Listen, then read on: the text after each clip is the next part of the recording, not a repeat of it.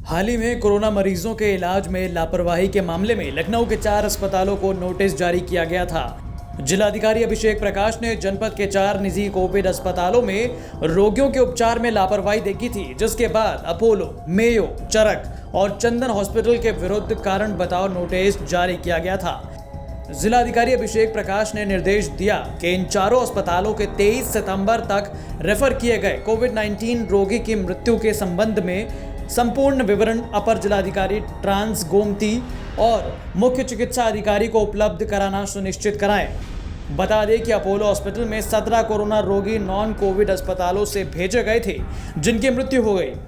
इसी के साथ चारों हॉस्पिटल में कई लापरवाही सामने आने की बात कही जा रही थी, जिसमें रोगी का कोविड टेस्ट देर से कराया जाना, टेस्ट पॉजिटिव आने के बाद भी समय से मरीज को कोविड उपचार हेतु तत्काल कोरोना हॉस्पिटल में रेफर न करना।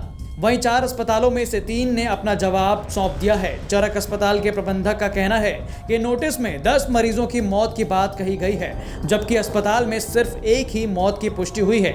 साथ ही उनका कहना है कि कोविड टेस्ट से जुड़ी हर जानकारी वो पोर्टल पर अपडेट कर देते हैं। इसी तरह से बाकी 3 अस्पताल के जिम्मेदार लोगों ने नोटिस में दिए गए आरोपों का खंडन किया है। वहीं कानपुर में एक नामचीन ज्ञान पैथोलॉजी लैब में कोरोना नेगेटिव को पॉजिटिव बताने का खतरनाक खेल पकड़ा गया है। इस लैब से पॉजिटिव बताए गए 30 लोग सरकारी जांच में नेगेटिव मिले हैं। इस खुलासे से शहर में सनसनी मच गई है। डीएम ने इस घटनाक्रम का खुलासा करते हुए सीएमओ को रिपोर्ट दर्ज कराने का निर्देश दिया है। इस मामले के सामने आने के बाद कानपुर स्वास्थ्य विभाग ने एक लिस्ट के अनुसार ऐसे लैब पर एक्शन लेना शुरू कर दिया है।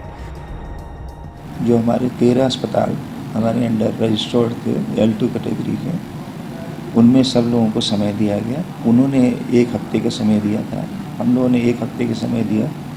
इसके बाद मैं और डिस्ट्रिक्ट मजिस्ट्रेट दोनों लोगों ने संयुक्त रूप से निरीक्षण किया अस्पतालों का। फिर उनको समय दिया हमने कि आप एनालिसिस से इनको कर लीजिए, क्योंकि आईसीयू में आपके यहाँ पेशेंट एडमिट हैं।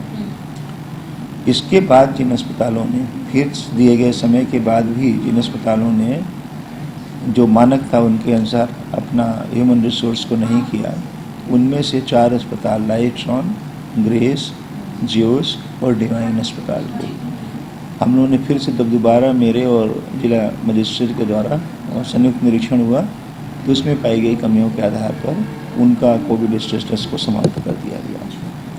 इसके अतिरिक्त ज्ञान पैथोलॉजी में आपका RT-PCR हो रहा था और दूसरे तरह के भी टेस्ट कोविड के लिए किए जा रहे थे। उसकी भी लगातार शिकायत आ रही थी और उसमें जिला मजिस्ट्रेट की तरफ से भी मजिस्ट्रेट को जांच के लिए भेजा गया था। उनकी भी जांच में आई थी तो उनमें शिकायत पाई गई थी। फिर हम लोगों ने कल संयुक्त निरीक्षण किया, मैंने और जिलाधिकारियों ने, और उस पर हम लोगों को कमियां उसमें मिली। उस कमियों के पा करके उस अस्पताल को सील करते हुए 3 सदस्यीय दल बना दिया गया है।